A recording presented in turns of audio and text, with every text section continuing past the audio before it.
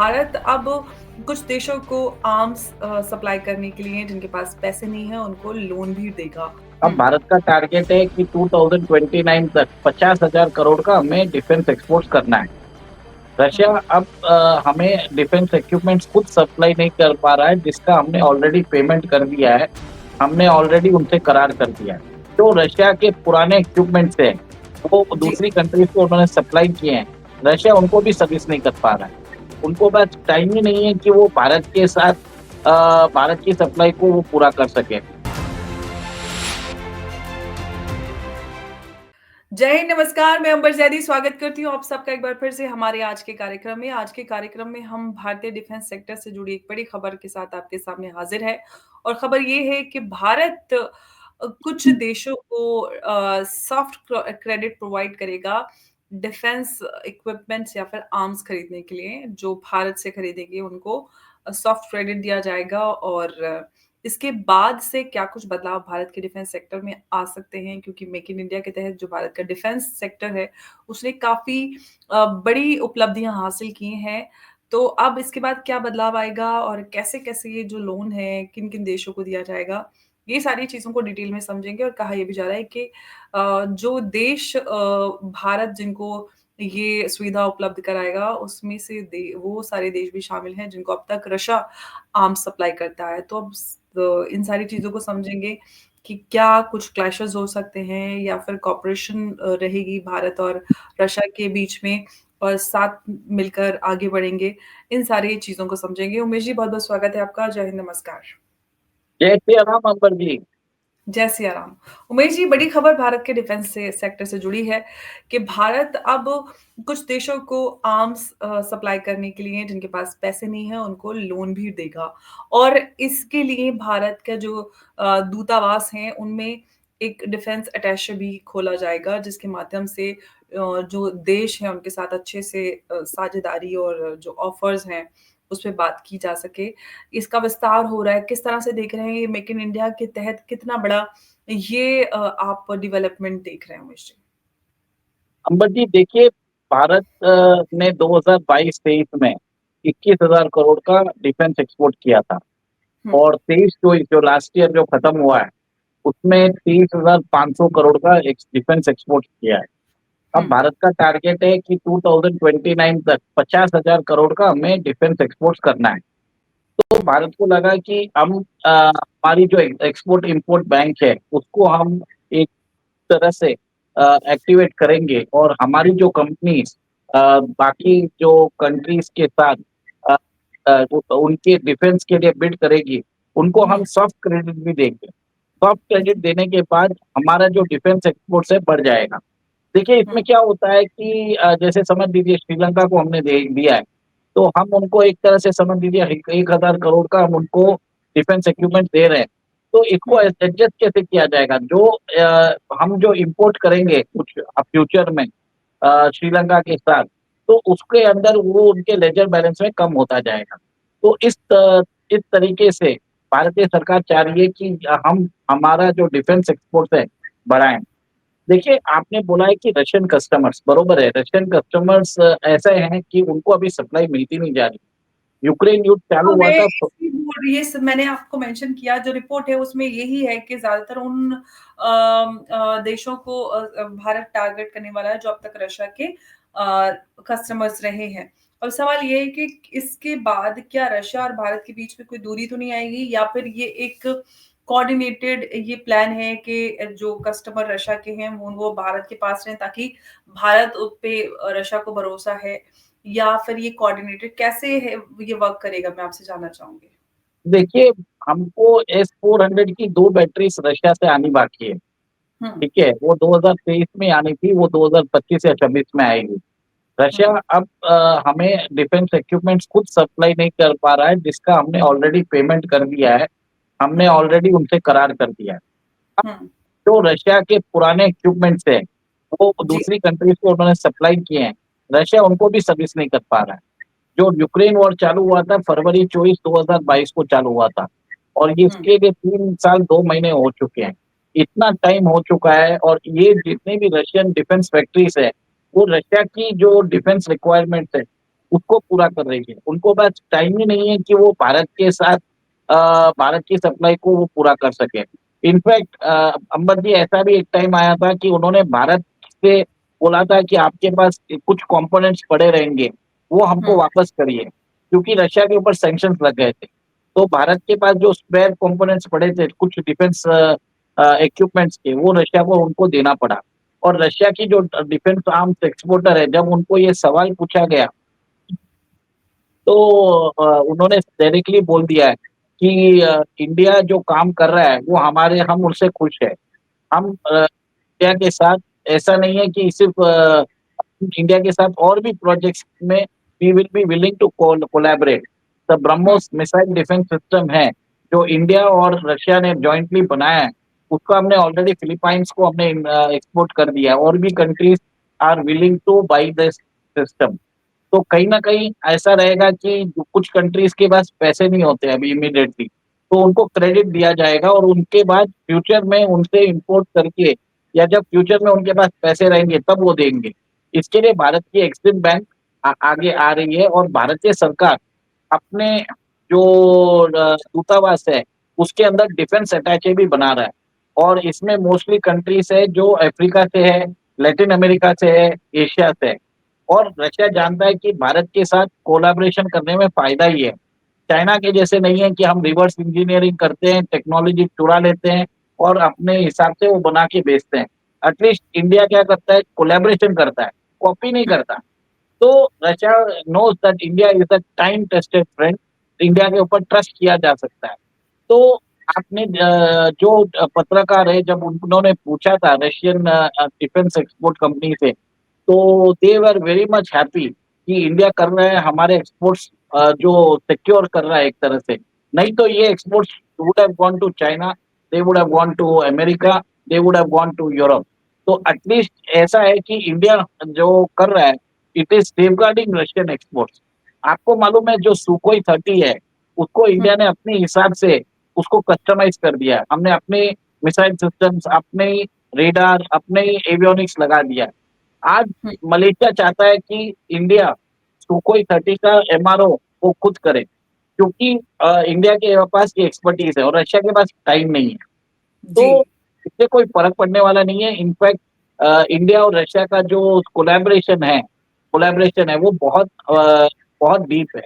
और रशिया ने तो ऑफर भी कर दिया कि Sukhoi 57 we are ready to give to India, and if India wants they can localize the components here. We will give them the IP rights, and this can be exported to other countries as well. जी, तो ये कह सकते हैं कि भारत और Russia के बीच जिस तरह के संबंध है, उसमें तो यही है कि भरोसे के साथ रशिया के भरोसे के साथ भारत आगे बढ़ रहा है और ये एक बड़ा डेवलपमेंट है। उमेश जी हम डिफेंस एक्सपोर्ट की हमने बात की, डिफेंस एक्सपोर्ट काफ़ी बढ़ेगा। मेक इन इंडिया में अगर आप इसको देखें तो कितना बड़ा कदम आप इसको देखते हैं? देखिए, आपको मैं बता देता हूँ, जो 155 शेल्स जो इंडिया बनाता है, वो $300 में बनाता है। तो यही चीज़ यूरोप $3000 में बनाता है। आपको मालूम है कि जो हमारी जो आर्टिलरी गन है, जो भारत फ़ौज बनाता है, वो $3 मिलियन में बनाता है। फ्रांस हुँ, इसको $6 मिलियन में बनाता है। जी। और आपको मालूम है कि कैसे भारत ने आर्मीनिया को मिसाइल सिस्टम्स दिए हैं, आकाश दिया है, फिर बाद में तो बहुत सारी countries are interested in the Akash missile defence system. और हुँ, अभी बात चल रही है कि ब्राज़ील भी इज़ आल्सो इंटरेस्टेड। तो जी। बहुत मोस्ट लाइकली ऐसा रहेगा कि ब्राज़ील को हम आकाश मिसाइल डिफेंस सिस्टम बेचेंगे, and that will be provided on soft credit. और नहीं तो क्या होगा, भारत क्या करेगा, ब्राज़ील से और कुछ ले लेगा, तो उसके अंदर वो एडजस्ट हो जाएगा। तो वैसे बातचीत चल रही है भारत और ब्राजील के बीच में भी। अच्छा उमेश जी हमने रशिया की तो बात कर ली। रशिया के साथ जो भारत और रशिया के जिस तरह के संबंध है उससे समझ में आता है कि भारत और रशिया के बीच में कोई क्लैश नहीं होने वाला है। लेकिन भारत और किस-किस को कॉम्पिटिशन दे सकता है इस बड़े कदम के बाद? क्योंकि जब सॉफ्ट क्रेडिट ऑफर कर रहा है उन देशों को जिनको अब तक रशिया आर्म्स सप्लाई करता आया है तो और जो पहले से आर्म्स सप्लायर्स हैं, भारत किस-किस के लिए बड़ा आपने बोला कि हम चीप सप्लाइज़ देंगे, हम सस्ते में दामों में बनाएँगे, तो किस-किस के लिए बड़ी प्रॉब्लम खड़ी कर सकता है भारत? इमीडिएटली चाइना और तुर्की को प्रॉब्लम आएगा और लॉन्ग टर्म में फ्रांस, जर्मनी, यूके और अमेरिका को, इन सबको हुँ, भी प्रॉब्लम आएगा क्योंकि हमें जो टेक्नोलॉजी कोऑपरेशन है, वो रशिया से मिल जाएगा और हुँ, उसके बाद रशिया टेक्नोलॉजिकल ट्रांसफर भी देने को तैयार है, आईपी राइट्स भी देने को तैयार है, भारत को बोल देगा लोकलाइज़ कंपोनेंट्स यूज़ कर सकते हो, भारत के अंदर एक मिलिट्री इंडस्ट्रियल कॉम्प्लेक्स बनेगा, भारत के हुँ, अंदर मेक इन इंडिया का जो सपना है, वो आगे बढ़ेगा। तो बहुत सारे स्कोप है। अभी तो भारत एमआरओ फैसिलिटी में घुस घुस चुका है। आगे जाके डिज़ाइन डेवलपमेंट और प्रोडक्शन और लोकलाइज़ेशन और उसके बाद एक्सपोर्ट भी करने की कोशिश कर रहा है। और आपको मालूम है कि भारत ने तो पिछले साल $14 बिलियन के इक्विपमेंट घर में बनाए थे जिसको हमने अपने डिफेंस रिक्वायरमेंट्स को पूरा किया। हुँ। तो मतलब आप समझ लीजिए 1,20,000 का तो हमने हमारी डोमेस्टिक इंडस्ट्री ने जो वेपन्स है वो प्रोड्यूस किया है और जिसमें 23,000 करोड़ हमने एक्सपोर्ट किया था। ओके। अब अगर हम भारत में जो और हम जब डिफेंस की बात करते हैं या ओवरऑल मेक इन इंडिया की बात करते हैं, मेक इन इंडिया में फिर डिफेंस आ जाता है। डिफेंस में बात बहुत कुछ भारत ने हासिल किया है, लेकिन फिर भी कुछ-कुछ चीज़ें ऐसी हैं कि अभी भी हमें लगता है कि हम अभी पीछे हैं। जैसे कि हमारा इंजन का प्रोग्राम है और इस सब के बाद क्या ये जो एक बदलाव है जिससे हमारे जो आर्म्स सप्लाई हमारे बढ़ेंगे, हम एक्सपोर्ट करेंगे, तो उसके साथ-साथ क्या कुछ और एडवांसमेंट्स भी हमें नज़र आएँगे और कुछ हम बेहतर कर पाएँगे उसमें भी? देखिए मोस्ट प्रोबेबली जब इंडियन इश्यू सॉल्व हो जाएगा तो हमारा जो तेजस फाइटर एयरक्राफ्ट है, वो हम एक्सपोर्ट करना चालू कर देंगे और जिस हिसाब से कावेरी इंजन का जो डेवलपमेंट हो रहा है, जल्दी कुछ ना कुछ हो जाएगा। और उसके जी। बाद आपको ये भी मालूम है कि हम सबमरीन की डील फ्रांस और जर्मनी के साथ कर रहे हैं। वो हुँ, उसमें एयर इंडिपेंडेंट प्रोपल्शन सिस्टम देने को तैयार हैं, जिसके कारण हमारी जो सबमरीन्स है, बहुत हुँ, दिनों तक, बहुत महीनों तक अंदर रह सकती है समुद्र के अंदर। तो हुँ, भारत के अंदर बहुत सारी टेक्नोलॉज़ीज़ बाहर से वो ले भी रहा है और आपको मालूम है कि भारत ने अपना अभी कैरियर भी बनाया था और इसके लिए हमने अभी रफ़ाल के जेट्स भी लिए थे, आईएनएस विक्रांत के लिए। तो हुँ, भारत के अंदर एक फुल फ्लेज इंडस्ट्री चालू हो रही है डिफेंस रिलेटेड। इसमें बहुत सारे चीज़ें डेवलपमेंट हो रहा है, ड्रोन के अंदर डेवलपमेंट हो रहा है, एंटी ड्रोन सिस्टम्स हो रहा है। हमने देखा कि कैसे लेज़र वेपन्स का डेवलपमेंट हो रहा है। हमने बात की थी हमने कुछ दिन पहले बात की थी कि कैसे भारत के